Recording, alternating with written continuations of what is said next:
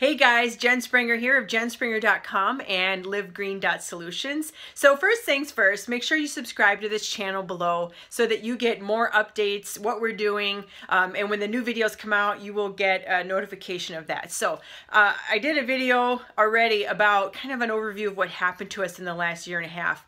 But the first thing I want to talk about is the mold. Mold exposure is invisible, often even when you are in a home and you kind of smell the mustiness, but you never find the mold. It can create massive symptoms and issues. So that's what happened to us. You know, it was really a nightmare. And for me, it created more like a throat closing. My tonsils were bright red. My sinuses were like a fire engine color, you know, and I had panic and anxiety attacks, and I felt crazy because of this mold. And it was exacerbated by the hormone imbalance, but there are different species of mold that even give off estrogenic types of mycotoxins. So it was like, you know, if your hormones are off and you're high estrogen or having estrogen metabolism issues, and then you have these mold mycoestrogens, they call them, and then you have candida in there, and candida byproduct is, you know, considered like mycoestrogenic as well, and it, you know, fungal estrogen, that's what that means. And so you've got this recipe for craziness. And so with the mold, the most important thing with mold is to get out of the environment. And I'm really not kidding. I mean, we moved the first time in fall of 2011. The next home we lived in was also, we were living in an area in Fargo that, you know, there's the Red River Valley, they call it, and that river would, you know, like flood every couple years. So a lot of the homes around there all had damage. So the second home we were in for only 6 months was also damaged and was creating major symptoms. We, in the interim in there, I even went to get detoxed from the mold in the apartment that I had, you know, stayed in. That had mold growing between the brick wall and the paint, and some of the paint peeled back, and I found the mold in the bedroom I was in. I'm telling you guys, it was like this mold nightmare. And so yeah, so the number one thing is get out of the mold. I don't care if you own the home, get out. I know you're thinking, where am I going to live? Find something. It literally can kill you. I mean, for real, it can totally kill you. That's one of the biggest things with mold is get out. Unfortunately, we had to get rid of almost everything we owned, and I'm not kidding. We've gone through 3 sets of couches, all of our linens and our soft materials. I'd say 75% of our clothing, any of the clothing that we had left, we washed in BORAX, and, you know, a cleaner that is known to help really get that stuff out and really clean it. So we used those 2 things, and we washed everything. I'm not kidding you. I washed it in the home multiple times, and then I washed it before we moved, and I washed it when we arrived. So everything, you know, and like I said, we got rid of 75% of what we had. We got rid of furniture. We got rid of, gosh, I'm trying to think. We got rid of everything. I mean, everything. We moved into our new home here in the Minneapolis area in a 16-foot budget rental truck when we had a full home full of stuff. And you don't have a choice. You know, today Monty was unpacking some boxes from the old house, and it was just some Tupperware tins. And mind you, it's been over a year and a half since we've been in there, and he started getting a little bit of wheezy. So you can't mess with this stuff, you know. And even the little bit left that we had, you know, we wash and wash again, and, you know, it's just, that's the first thing. The second thing is you have to start helping your body get these nutrients out. Now, I do have my own private nutritional practice that some people consult with me because everybody is different. There's no one-shot thing, but I'm going to give you a couple tips as to the things that you need to do to start working on.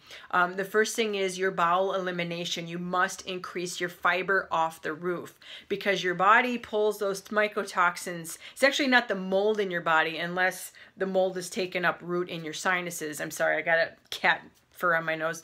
The mold can take up, you know, root up there in your sinuses. So those toxins you could be swallowing, but typically mold isn't growing in the body unless it's in the sinus cavity or the lungs, but it's the mycotoxins you've got to get out. Those are the toxins that are given off by the molds. And so you know, I really encourage you to focus on getting the fiber up. So then as those toxins leave, they go through your body systems, they get filtered out through the liver, and then the liver escorts it out through the bile, and then the bile gets dumped into your intestines, and then it excretes out. Now, if your bile is not flowing properly, you don't get rid of the stuff, and it just keeps circulating and recirculating and recirculating and recirculating. So you've got to get the bile flowing. A couple tips for the bile are taurine, the amino acid taurine, high levels of vitamin C. That's a really big one. There are a lot of herbs that support the bile flow and the healthy function of the gallbladder and liver. For me, silymarin was huge, like gargantuan. A lot of different things that I had been using you know, didn't work, but when I really caught into this high fiber, I also took chlorella to capture the toxins. So first thing in the morning, I did the chlorella, I did the fiber, I would do a fat with my first meal to let that bile from overnight get caught.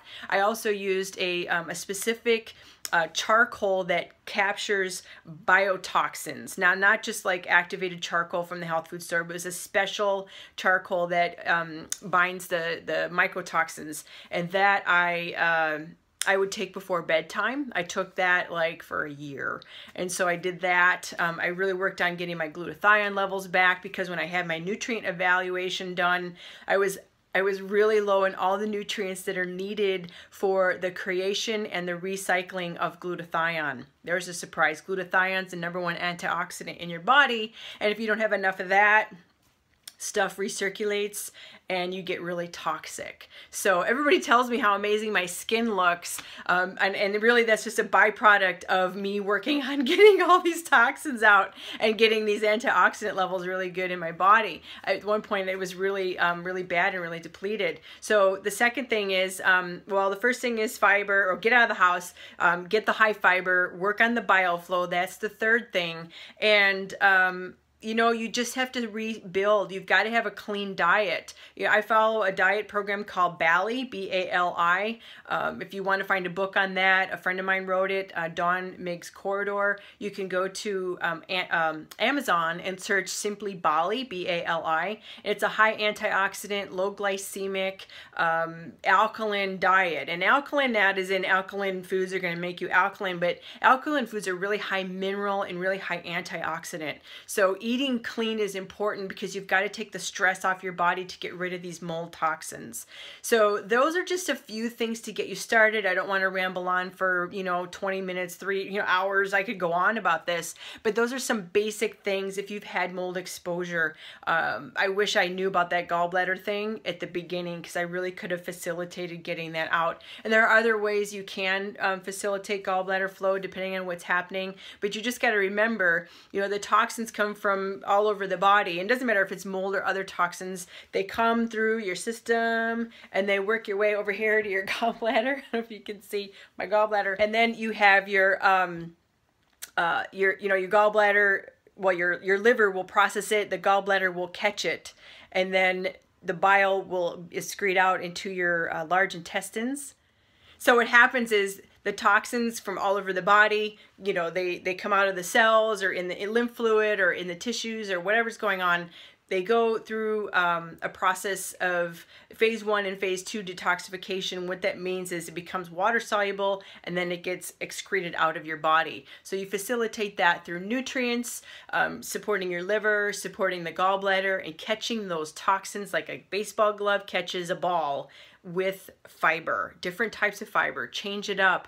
Morning fiber, evening fiber, lots of water, okay? Make sure that everything is moving out. So those are your basic tips for getting mold out of your body, and I really hope this helps you. Share with anybody you know that is in this kind of situation. Mold can cause crazy symptoms, stuff that you have no idea. I mean, even looks like fibromyalgia, and I've seen people that have multiple sclerosis types of symptoms. I mean, at one point I have nerve zings going down my arm. I had numbness in my fingers. I mean, all this crazy stuff that you think, like, what is happening to me?